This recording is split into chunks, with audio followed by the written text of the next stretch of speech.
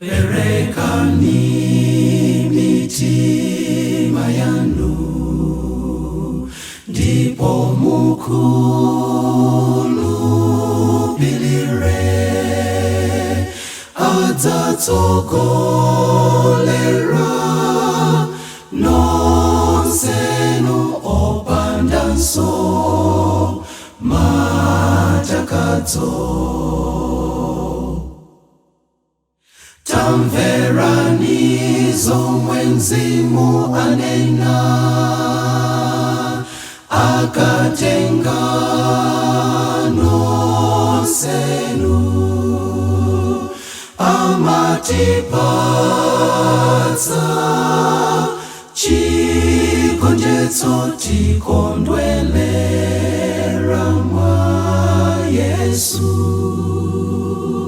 Perekani Mitima Yanu, ndipo mukhulupirire adzatsogolera nonsenu opandanso matakadzo.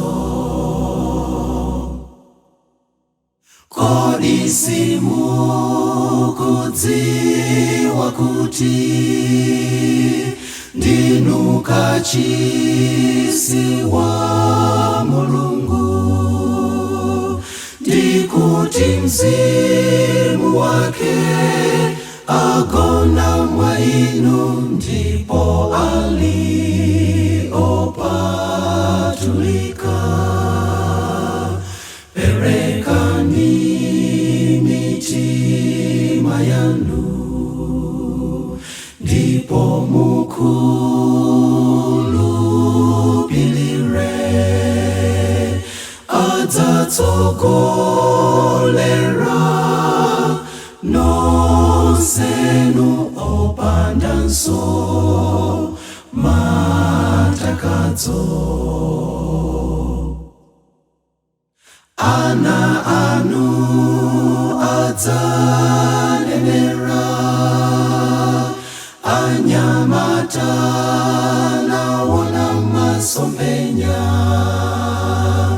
akulu adza lota maloto, ndikadzatsanulira Mzimu wanga.